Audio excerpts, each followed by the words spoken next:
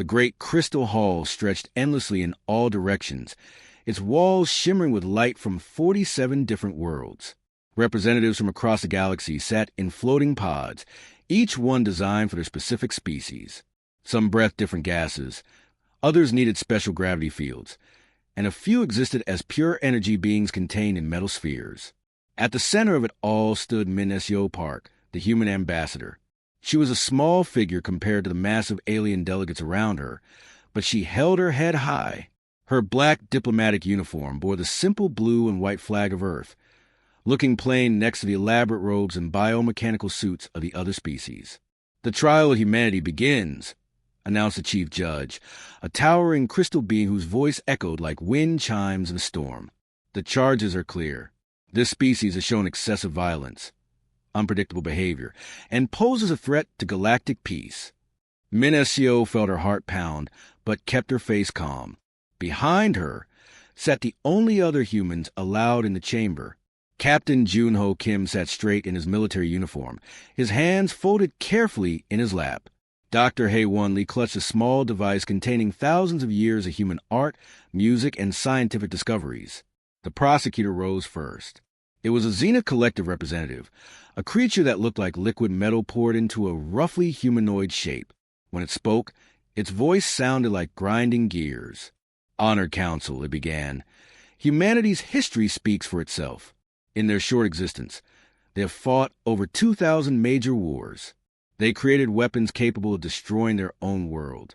They have shown aggression toward every species they have encountered." Holographic displays filled the air above the chamber. Images of human conflicts flashed by, ancient battles with swords and shields, modern wars with tanks and planes, nuclear explosions that lit up mushroom clouds. The delegates watched in what Minesio hoped was disgust, but might have been fear. "Even now," the prosecutor continued, "their military forces patrol their space with weapons ready. They build defenses before they build hospitals. They teach their children about war before they teach them about peace." Murmurs rippled through the chamber. Some delegates made sounds of agreement. Others remained silent. But Minesio could feel their judgment pressing down on her like a physical weight. When it was her turn to speak, Minesio stood slowly. The chamber fell quiet. Even the constant humming of life support systems seemed to fade. "Honored Council," she began, her voice carrying clearly through the vast space. "My people are not perfect. We have made terrible mistakes. We have hurt each other and ourselves. But that same drive that led US to war also led us to greatness." She gestured, and new images appeared in the holographic displays. Human doctors working to save lives after disasters. Scientists sharing discoveries freely with other worlds. Artists creating beauty from pain and hope. We ended slavery on our world.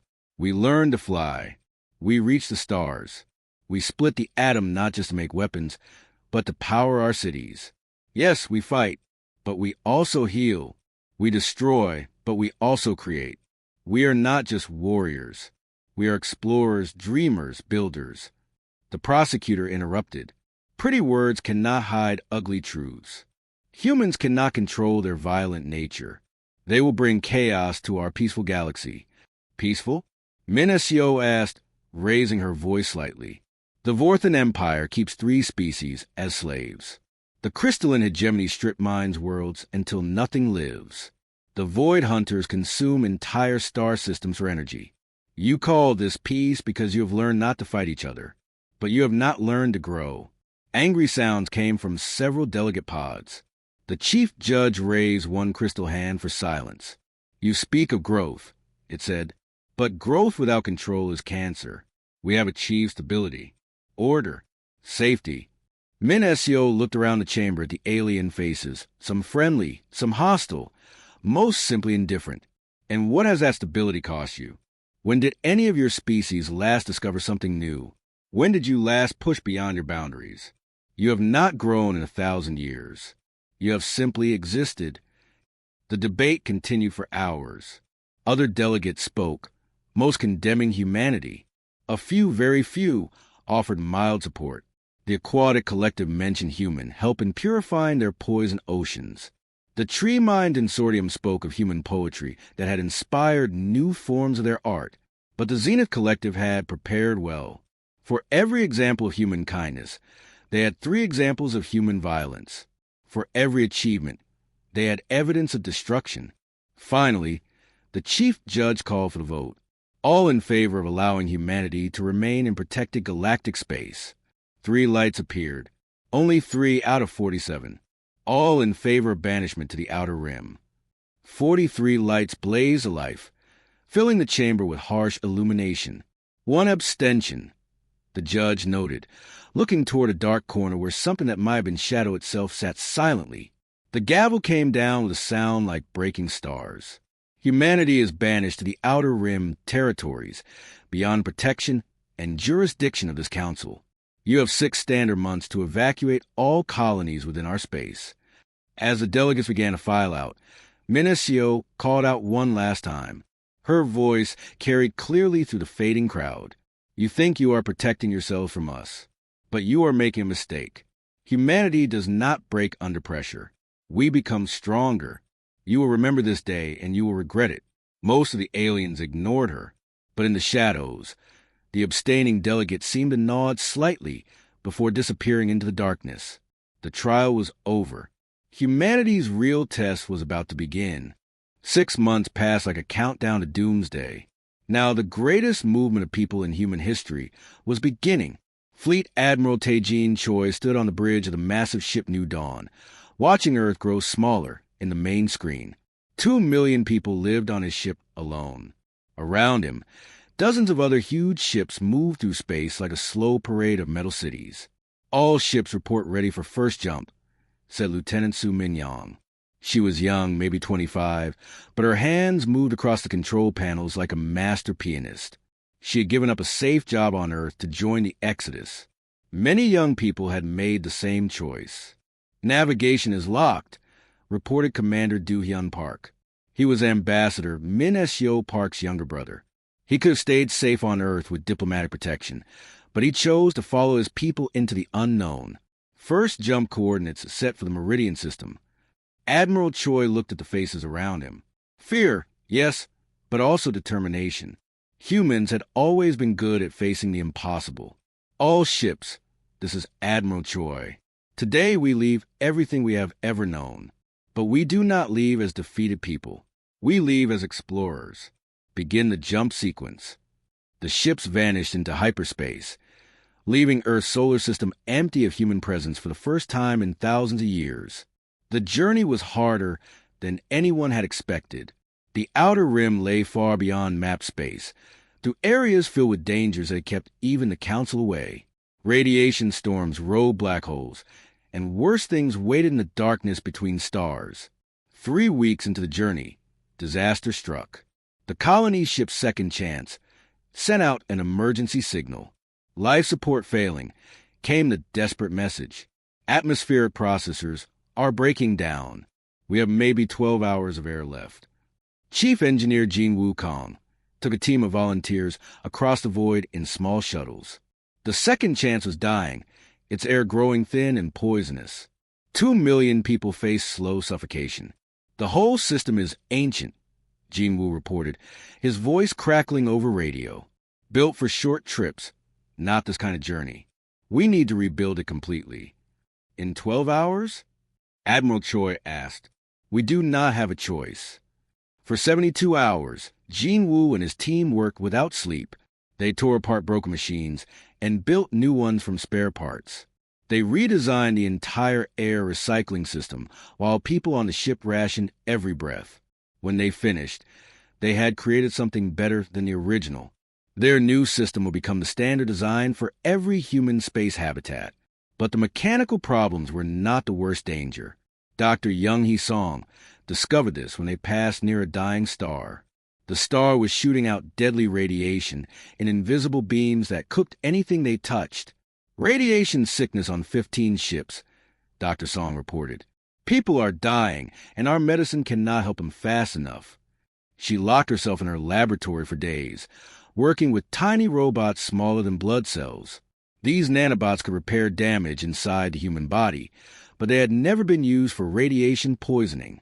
Song had to teach them new tricks, while people suffered and died in the medical bays. Her breakthrough saved thousands of lives. More than that, it gave humans medical technology that could fix almost any injury or disease. The nanobots learned to adapt to new problems, just like the humans who created them. The worst attack came near the Sargasso systems, where space pirates waited like sharks in dark water. The Krillian pirates had been raiding ships for centuries. They expected easy prey when they saw the human convoy. Major Eun-ji Choi commanded the defense. She had only a few real warships and some armed cargo vessels. The pirates had fast attack craft and weapons designed for ship-to-ship combat. They fight like the council races, Eun-ji told her officers. Clean formations, predictable tactics, by-the-book maneuvers. We do not have their weapons, but we do not think like them either. She scattered mining charges in the pirates' path like invisible traps. She used cargo containers as decoys, making the pirates think they were attacking warships. Her fighters hid in the exhaust trails of larger ships, invisible until they struck. The battle lasted 6 hours. When it ended, half the pirate fleet was destroyed or fleeing. The rest surrendered, amazed by tactics they had never seen before. "How did you know to do that?" asked one captured pirate captain. Eun-ji smiled grimly. "We learned to fight on a world where everything wants to kill us. You learn to fight people who play by rules." Month after month, the human ships pushed deeper into unknown space. They faced solar storms that could melt metal, navigated through asteroid fields that move like living things, and survived encounters with creatures that lived in the vacuum of space. Finally, after 8 months of travel, they reached their destination. The outer rim stretched before them, a region of space that the Council had marked as uninhabitable. Unstable stars burned too hot or too cold. Planets were bombarded with radiation or crushed by massive gravity. Resources existed in forms too dangerous for most species to extract. Admiral Choi studied the sensor readings and smiled. "Look at all those problems," he said to his officers. "Every single one is an opportunity waiting for someone smart enough to see it." Behind him, Lieutenant Yong was already plotting courses to the most dangerous-looking systems. "Where do we start, sir?" "Everywhere," Choi replied. "We start everywhere at once." The real work was about to begin. 50 years had passed since the Great Exodus, and the Outer Rim looked nothing like the wasteland the Council had expected humans to die in. Governor Kyung-soo Lee stood in his office high above New Seoul, watching cargo ships dock with orbital platforms that hung around a binary pulsar like metal flowers around a deadly sun. The pulsar spun 1,000 times per second, shooting out radiation that would kill any unprotected life in minutes. But humans had built their capital city here anyway, using massive shields to turn that deadly energy into power for their civilization. What the Council called a stellar graveyard, humans called home. "Sir, the latest report from Crucible," said his assistant Bo Young Kim, handing him a data tablet. The planet Crucible was tightly locked, meaning one side always faced its sun, while the other side stayed frozen in permanent darkness. The day side burned at 800 degrees. The night side was cold enough to freeze air solid. Most species would call such a world impossible to live on. Humans had built 3 major cities there. Chief terraformer Wu Jin Park had designed the settlements for the narrow twilight zone between fire and ice. The cities stretched like ribbons around the planet, using the massive temperature difference to generate power. Hot air from the day side rushed toward the cold night side in permanent winds that turned giant turbines. It was simple physics, but no one had ever tried it on such a scale. "Production is up 15%, Governor Lee read from the report. They want permission to build 2 more cities. In the military sector, General Sung-ho Yang was reviewing patrol reports from the Rim Guard. His soldiers had evolved far beyond normal military training. They fought in zero gravity, in poisonous atmospheres, in radiation fields that would kill most beings in seconds. The Council races had learned warfare in comfortable environments with rules and treaties. Humans had learned to fight where nothing else could survive. "Major Yun-hee Choi reporting, sir," said a young officer, saluting. "Independent traders are asking for more of our equipment. They say our primitive tools work better than Council technology." This was becoming a common story. Human goods look crude compared to the elegant devices made by Council civilizations. But human tools worked when nothing else would, mining equipment that functioned in methane storms, computers that kept running after being hit by electromagnetic pulses, weapons that fired reliably after months without maintenance. Trade Commissioner in Ho Song had built a network that stretched across dozens of independent systems. These were worlds and stations that existed outside Council control, places where people needed reliable technology more than beautiful design. The Council races have forgotten how to innovate, Song told the governor during their monthly meeting. They have had peace and comfort for so long. They do not know how to solve new problems. But we have never stopped learning. The proof was in the numbers. Human technology was spreading through black markets and frontier worlds. Council citizens were secretly buying human devices, hiding them from their governments. Human medicine saved lives that Council doctors had given up on. Human engineering solved problems that Council experts said were impossible. In the research stations orbiting distant stars, Dr. Hygiene Park was working on something that would change everything. Jump gate technology existed, but it was slow and expensive. The Council used gates to connect their core worlds, but building new ones took decades. Dr. Park's team had found a way to make jump gates that assembled themselves. Instead of massive construction projects, humans could send small probe ships that would build gates automatically. The technology was still secret, but soon it would reveal the true size of human expansion. Captain So-Young Kong piloted her stealth ship to the outer edges of human space, mapping the growing network of colonies and stations. What she found would have shocked the Council if they had known. Humans had not built a handful of struggling settlements. They had created an empire. 200 star systems now flew human flags. Mining stations extracted resources from asteroids that moved through radiation storms. Research outposts study phenomena that Council scientists considered too dangerous to approach. Military bases guarded the borders of human space with weapons designed to work in impossible conditions. The human population in the Outer Rim had grown to over 5 billion people. They lived in spinning habitats, underground cities, floating platforms in gas giant atmospheres, and domed settlements on airless moons. Every world that the Council had written off as uninhabitable now supported human life. But the most important change was not in technology or population. It was in the humans themselves. The generation born in the Outer Rim had never known the safety and comfort of Council space.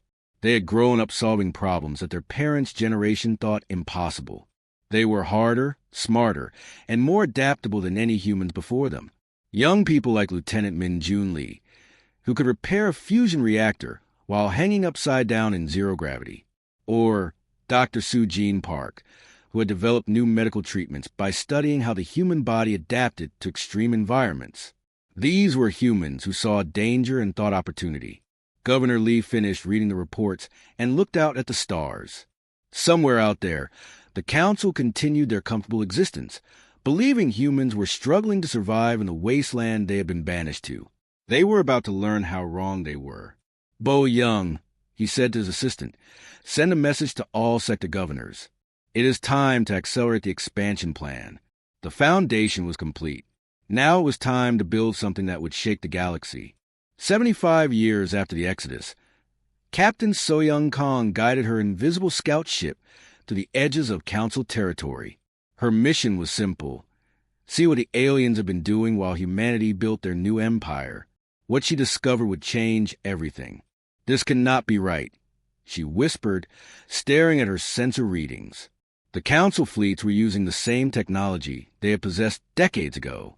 Their ships moved in the same patterns, used the same weapons, followed the same tactics. It was as if time had stopped for them. She recorded everything and sent the data back to Admiral Min-Ki Park at Rim Command. Sir, you need to see this immediately. She transmitted through encrypted channels. The Council has not advanced at all. Their technology is exactly the same as it was when they banished us. But that was not the most shocking discovery. Her deep space scans revealed the true scope of human expansion.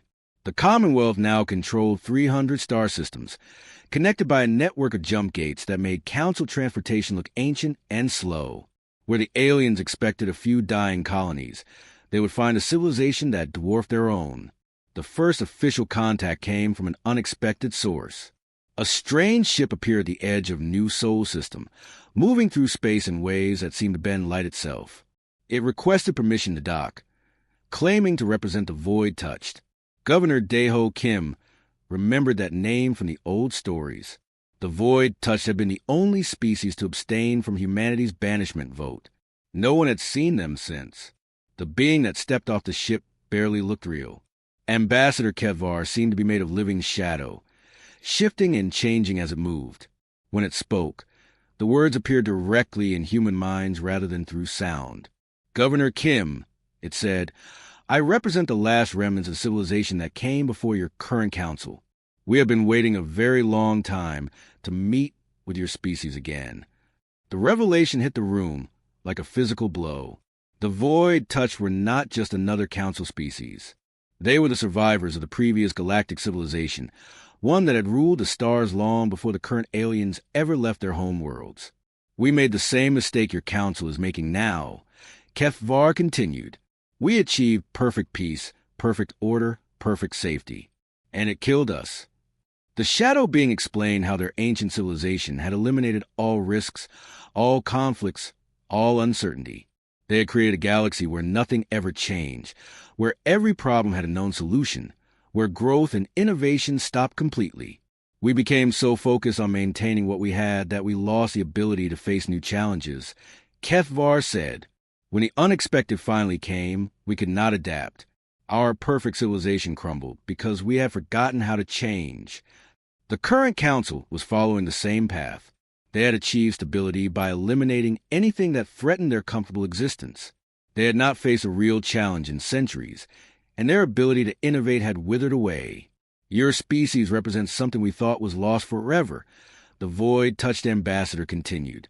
The willingness to embrace uncertainty, to grow through adversity, to find strength in struggle. You are what we could have become if we had chosen differently. As if to prove the point, intelligence reports began arriving from across Council space. Commander J1 Lee's network of spies and traitors brought disturbing news. The Zenith Collective's home world was dying from environmental collapse, a slow catastrophe that should have been easy to prevent with proper technology and planning. But the Collective could not adapt quickly enough to save themselves. Their government was too rigid, their society too set in its ways. They had the knowledge to fix their world, but lacked the flexibility to implement solutions fast enough. Dr. Hyo-Young Kim, now head of Commonwealth Intelligence, delivered the most disturbing report of all. Sir, we are detecting massive military mobilization in collective space. Fleet movements, resource allocation, weapons production. They are preparing for war. Against whom? Governor Kim asked, though he suspected he already knew the answer. Against us, sir. They are not coming to ask for our terraforming technology. They are planning to take it by force. The irony was bitter. The same species that had banished humanity for being too violent was now preparing to launch an unprovoked attack to steal the technology they needed to survive. They had learned nothing from their mistakes. How long do we have? The governor asked. Intelligence suggests 6 months, maybe less, Dr. Kim replied. They think they are attacking scattered colonies defended by primitive weapons. They have no idea what they are walking into. Governor Kim looked around the room at his advisors, all of them products of the Outer Rim. People who had solved impossible problems, survive in conditions that would kill most beings, and turn a galactic wasteland into a thriving empire. Then we had better be ready to remind them why they banished us in the first place, he said quietly. Contact Admiral Park. Tell him to begin full mobilization of the defense fleet. Kethvar's shadowy form seemed to ripple with what might have been approval. The cycle continues, it said. The old gives way to the new. Perhaps this time the lesson will be learned. Outside the governor's office, human ships began moving to the jump gate network, carrying warnings and preparations to every corner of the Commonwealth. The revelation was complete. Soon, the galaxy would discover what humanity had become. The real test was finally coming. The Zenith Collective's invasion fleet dropped out of hyperspace like a silver storm, their ships gleaming with perfect council engineering. Admiral Vexthon, the Collective's greatest military commander, expected to face desperate colonists with makeshift weapons. Instead, he found Fleet Admiral Ji-hoon Park waiting for him with the Commonwealth Defense Fleet. All ships. This is Admiral Park. The human's voice carried across fleet communication channels. 75 years ago, they called us too dangerous for civilized space. Today, we prove they were right. The battle began unlike anything in galactic military history. The collective ships were larger, more heavily armored, and equipped with weapons that had dominated space combat for centuries. But human ships moved differently. Captain Edebayakong led her destroyer squadron in a weaving dance through space that confused every targeting computer the aliens possessed. Their formations make no sense, reported the collective's tactical officer. They should be maintaining proper defensive positions. But humans had not learned warfare from textbooks. They had learned it by surviving in places where everything wanted to kill them. Major General Eugene Lee coordinated boarding actions against the massive collective battleships, sending her Marines through breaches that should have been suicide missions. When collective forces tried to repel the boarders with poisonous gas, they discovered that humans had spent decades developing immunity to toxic atmospheres. When they used sonic weapons, human soldiers simply adjusted their equipment and kept fighting. Every defensive measure the aliens tried had been faced and overcome by humans before. The turning point came when Commander Han Sol Park and his electronic warfare team found a weakness the collective had never considered. Their fleet used a centralized command system, perfect for maintaining order and coordination. It was also a single point of failure. Sir, we have accessed their communication network. Lieutenant Eun S-Yo Kim reported from her station. All collective ships are linked through their flagship. Then let us give them new orders, Admiral Park replied with a cold smile. Human hackers, trained on systems that adapted to survive radiation storms and electromagnetic pulses, tore through collective security like it was made of paper. Within minutes, half the alien fleet was receiving conflicting commands, their ships turning on each other in confusion. The collective flagship Eternal Glory found itself surrounded by human vessels that had appeared from seemingly nowhere. Admiral Vexton stared at his tactical display in disbelief. His perfect fleet was falling apart, defeated by tactics that violated every principle of civilized warfare. Collective flagship, this is Admiral Park, came the transmission. You have 30 seconds to surrender before we board your vessel.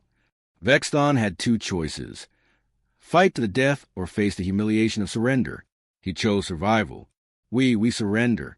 Please, we request immediate ceasefire. The aftermath shocked the galaxy more than the battle itself. Human medical teams boarded collective ships to treat wounded aliens.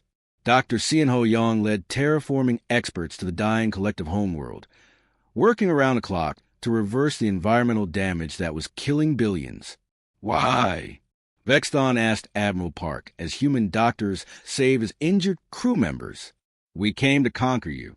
Why do you help us? Park looked at the alien commander with tired eyes. Because we remember what it feels like to face extinction, and because destroying you would not make us stronger. The transformation that followed changed the entire galaxy. The old Galactic Council dissolved within months, its rigid structure unable to adapt to the new reality. Species that had lived in comfortable stagnation for centuries suddenly face a universe where change was not only possible but necessary. The new Galactic Commonwealth held its founding ceremony on New Terra, humanity's capital world that orbited the deadly pulsar. Ambassador Minisio Park, now ancient but still sharp, delivered the opening address to representatives from dozens of species. 75 years ago, you banished us because you feared our nature, she said, her voice carrying clearly through the great assembly hall. You called us dangerous, unpredictable, violent. You were right on all counts. Murmurs rippled through the crowd, but she continued. We are dangerous to complacency. We are unpredictable to those who expect the universe to never change. We are violent toward the idea that growth must end, that exploration must stop, that the impossible must remain impossible. The hall fell silent as her words sank in. You thought you were protecting yourselves from us, but you were protecting yourselves from life itself. The universe is vast, dangerous, and full of wonders. That is not a problem to be solved. That is the very reason existence is worth experiencing. The final scene played out on the observation deck of the Commonwealth exploration vessel New Horizon. Captain Sue Jean Lee, great-granddaughter of one of the original Exodus fleet commanders, watched her mixed human and alien crew prepare for their next mission. Navigation, plot course of the Andromeda approach vector, she ordered. Long-range sensors detect interesting anomalies in the void between galaxies. Her collective science officer, one of the former enemies who now worked alongside humans, looked up from his instruments. Captain, the radiation levels in that region are lethal to most known species. Captain Lee smiled, the same expression her ancestors had worn when they first saw the Outer Rim. Then we had better figure out how to survive them. That is what we do. The ship turned toward the darkness between galaxies, carrying the message that humanity had always embodied. The impossible was just another word for unexplored.